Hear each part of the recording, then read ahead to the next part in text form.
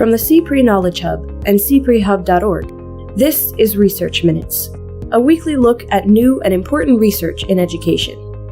Today we're talking online instruction, increasingly offered in American high schools as a means to help struggling students recover lost credits and push forward toward graduation.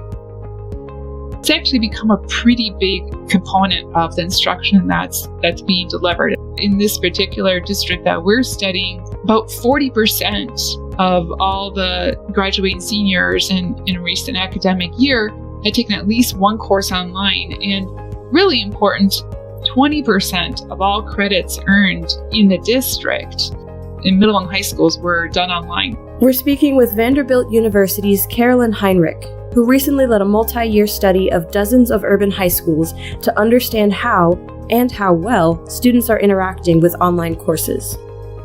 On average, the associations between online course taking and their test scores, or how much they were gaining in their learning, was negative. And we were particularly concerned because the more years of online course taking that students engaged in, the more negative those associations became. Heinrich joined CPRE Knowledge Hub managing editor Keith Heumiller to discuss her findings and what they could mean for schools, students, and stakeholders across the country. Types of support and scaffolding that really need to be provided for this to be an effective online tool often aren't available, and nor could the district afford to possibly provide it. So it suggests that maybe we need to back off of the increasingly heavy use of these online course taking systems. That's right now on Research Minutes.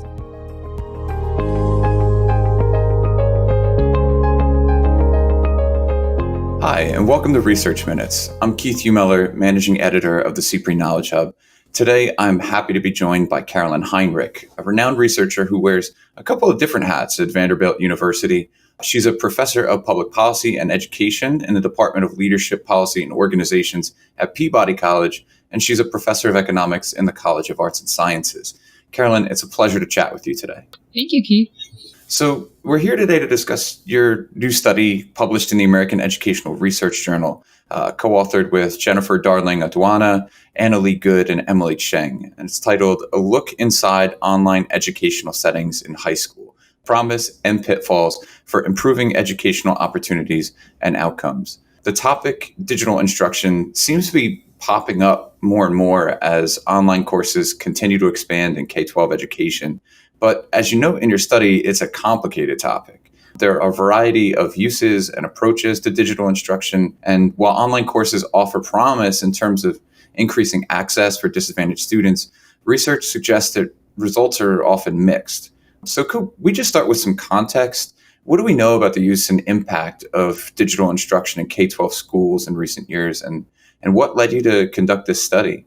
So it is the case that schools have been increasingly turning to some kind of digital technology to deliver instruction. And when we first observed this, we were studying the effects of the No Child Left Behind Act in terms of its requirements for schools to provide out-of-school tutoring. And over the course of our study, which took place over 5 years, around 2008, 2009, we're seeing increasingly providers of instruction, this was supplemental instruction, using digital tools. So they range from, having students do tutoring on tablets or laptops to logging online and accessing a tutor. Sometimes the tutor was one-on-one, sometimes it was in a group.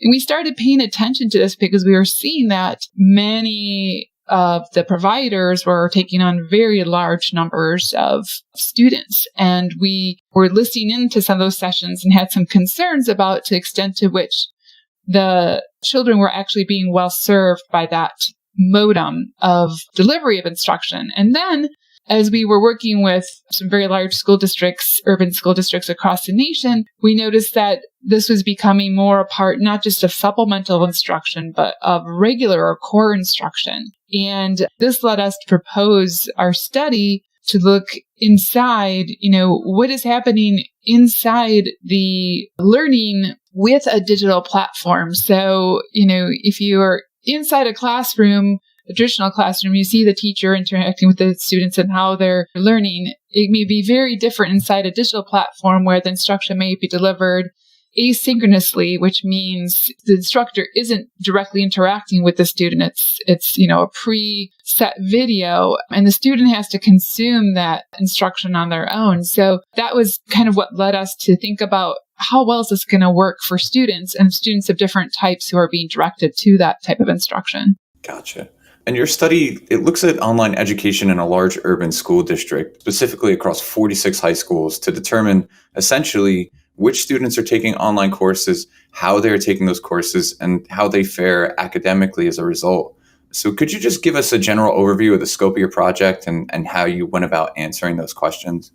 Sure. So we ended up focusing in this study on the type of platform where the online instruction is provided by a private vendor, and this particular vendor is in all 50 states in the nation and also in 8 of the 10 largest school districts. And so basically the districts arrange a contract with the vendor, and then the vendor provides essentially the entire course content and instruction, right? So the courses that the students are accessing have been developed by the vendor. The instructors are in the instructional videos. And we're focusing on high schools because what we see is the largest use of this program is for students who fail a course in the traditional classroom and then go online to repeat that class. Now, it's a case that sometimes students may also take courses in there to access content or courses that they don't have available in their high school. And so that might be, for example, their elective courses. But we're largely finding that most of the students are taking core courses. And so the questions we had that kind of set out the scope of our project were, who is being directed to take the courses online? And again, I mentioned it's often students who are failing, but we can provide a little more context. We've seen the largest or high schools where the very large fractions of students are using those are specialty schools, for example, where the students may have been pregnant or parenting teens, students who've been suspended or interacting with the juvenile justice system and are coming back into the classroom. But overall, in this particular district that we're studying, about 40% of all the graduating seniors in a recent academic year had taken at least one course online. And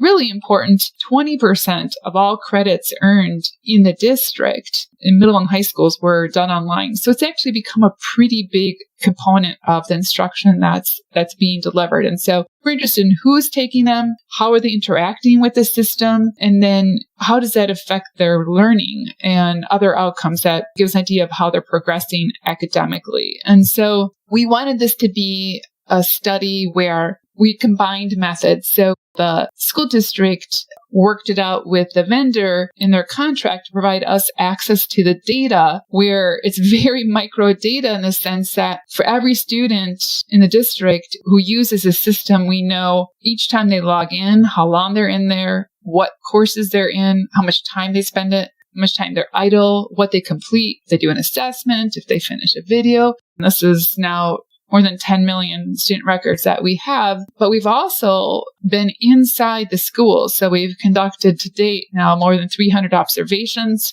We've interviewed instructors, we've interviewed staff systematically to really see how this is being delivered in the classroom. And I can say that this has been really important because if we were only working with the large scale data we get from the vendor, we might have a very different perspective of exactly how this is being used and what the students are getting out of it if we weren't going inside the classrooms. So really a thorough picture of each of these 3 lines of inquiry. Yes. And over about 5 years, we've been working on this. And you already touched on this a little bit when you were discussing how students primarily use online instruction for what's called credit recovery, trying to go back and retake a failed course. But could you maybe expand on that a little bit in regards to your first line of inquiry? Which students are taking online courses? What did your study discover?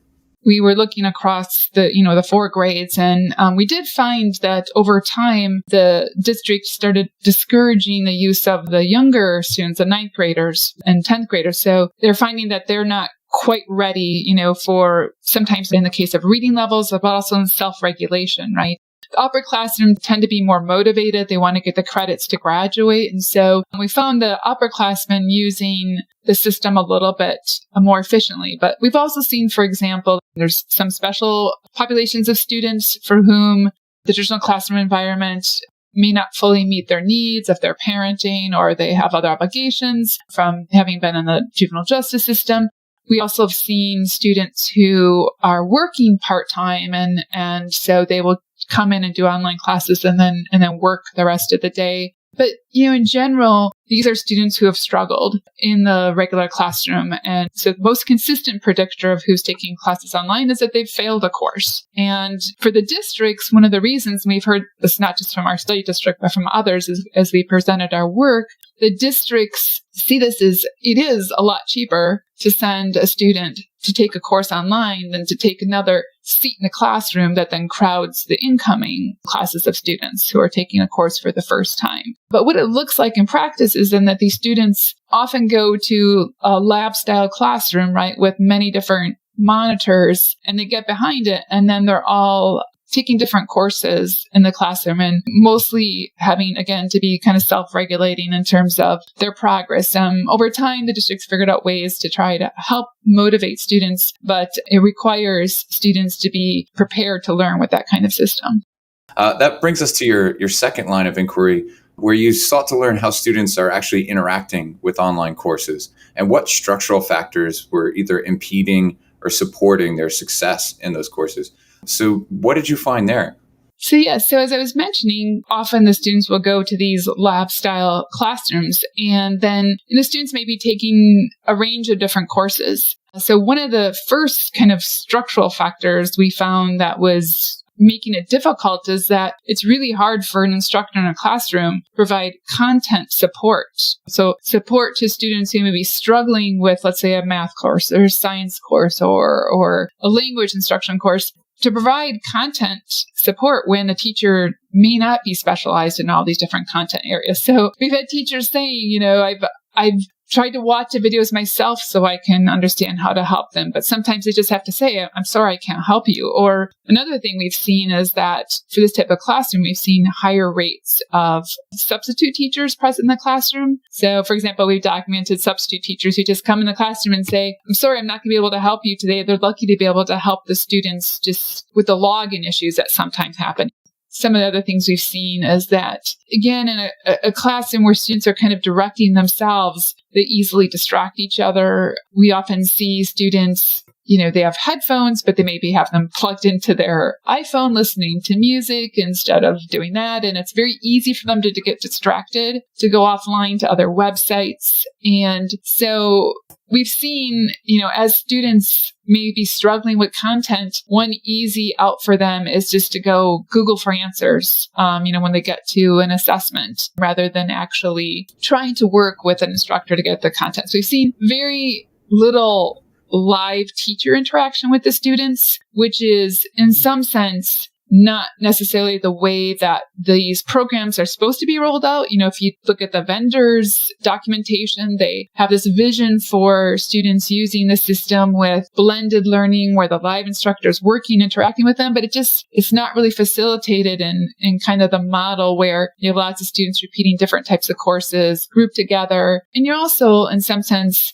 grouping all these students, right, in a classroom who have been struggling or failed in the traditional classroom. And so that also affects who their peers are around them and maybe how they see themselves in the school based on where they're taking their classes. Wow, that's really interesting. I would imagine that as a young student, if I had the option to Google some answers, I might take that. Well, and honestly, the students we kind of saw over time, I think that there have been question banks set up. So we now see them going to specific websites. And so, that shouldn't surprise us if it's used in all 50 states and in a lot of the big school districts, that students would figure out a way to share information like that to pass their assessments more quickly and easily. Sure. So given all of that and this amazing amount of sort of robust detail that you've captured on these students, that brings us, I guess, to the big question, which is, did it work? how did these students fare academically after enrolling in online courses?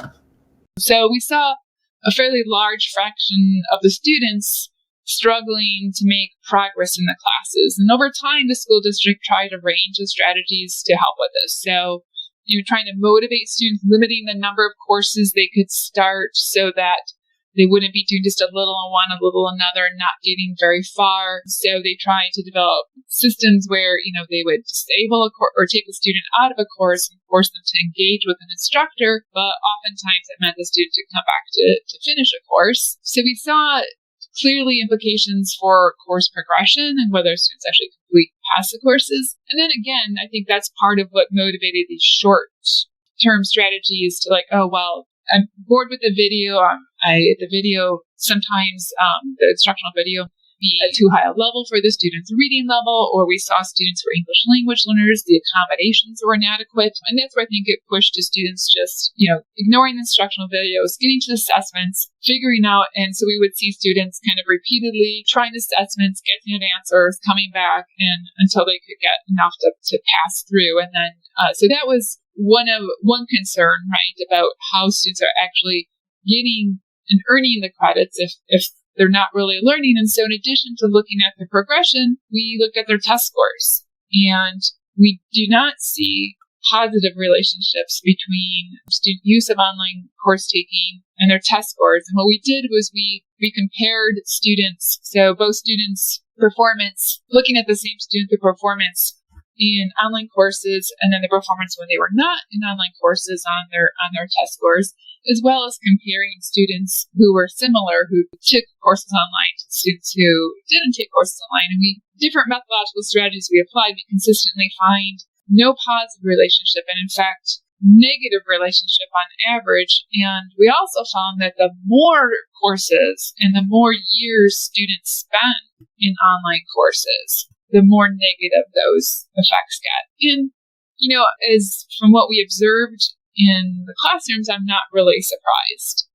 So because of the challenges we were seeing with students progressing in the course system and our concerns about whether they were actually really engaging with the instructional videos or just trying to find the quickest path to completing the courses and getting their credits, we also wanted to look at how students were faring in terms of their learning. And so we used their test scores, kind of standardized tests that students take at the beginning and end of the year. We wanted to see how those students were either gaining in their learning as measured by their gains or changes in test scores from early in the year to the end of the school year. And so we could compare students so that their progression when they were taking online courses and when they were not taking online courses, so looking at a given student, as well as to compare students who took courses online with students who were similar to them but did not take courses online.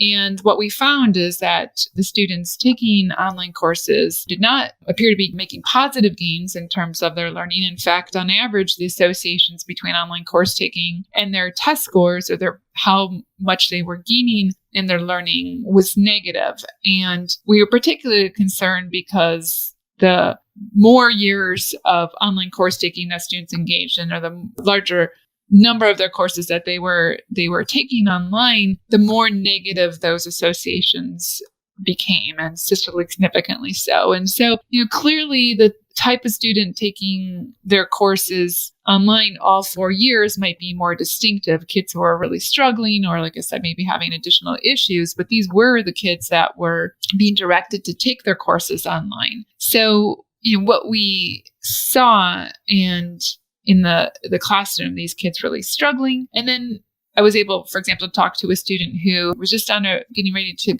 go through graduation, and she had taken her courses all 4 years in high school. She had changed high schools at one point, but continued to be sent to the online course taking system to complete courses. And one thing she conveyed is that she realized she'd had no hands-on learning in her time in high school, and she missed that kind of also engagement with her peers and discussions in a classroom. So we have to think about how we are using these systems for students and the kind of learning experiences that they may not be getting. If you're taking your course, for example, your science course online, and you have a lab, what you are doing, is essentially very different than what you'd be doing in a classroom where you're actually, pouring chemicals or taking measurements that you can see versus, trying to measure with something online and then selecting a multiple choice answer as to whether your measurement was correct. And so you can imagine that for some of these courses, the experience is very different. With the lack of content support in the classroom, there are limited opportunities for students to really engage with the content, learn, and have kind of a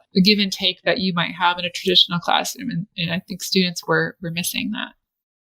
Gotcha. So what do you think are the implications here, either for practitioners, school leaders, policymakers, families, or other stakeholders who are working with or having conversations right now about digital instruction?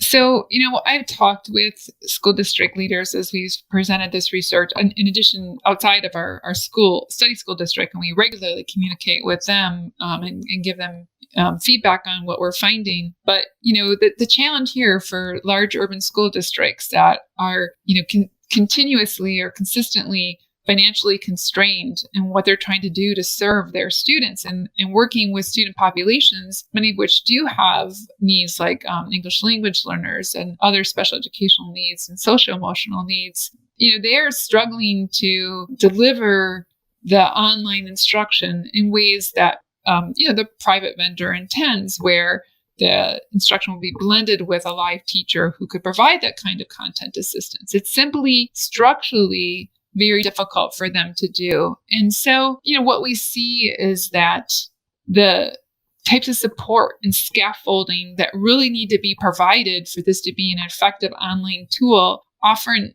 aren't available, and nor could the district afford to possibly provide it. So it suggests that maybe we need to back off of the increasingly heavy use of these online course taking systems, really think about how can you do it well, and who are the populations that you are trying to serve with this, and what are their needs that you may or may not be meeting with these systems. And so, but I think it runs up against a challenge that districts have. This is a fairly cheap way to get students to earn credits and complete graduation. I think you may have heard there's been a lot of kind of talk in the media as well as among those doing research about whether the rapid increases that have been seen in high school graduation rates in districts where some districts have, specifically themselves tied it to the use of these online course taking systems where students can recover credits more quickly. Are we sacrificing learning for the students? And what are going to be the longer term implications of that? So again, the practical implications for school districts are to think about, do you have the capacity or the ability to develop the capacities to deliver the digital instruction in ways that really help students to learn? Can you provide the adequate content support assistance? Can you provide adequate support for students who have special needs like language accommodations if the system itself doesn't adequately provide those accommodations? And then, if not, you may need to limit how much you use it, even if it comes at the cost of giving up a cheap way for students to earn credits. And my last question for you is, are there any opportunities here for future research, either for your team or for others who might be working in this arena? Yes, actually, our team is currently working.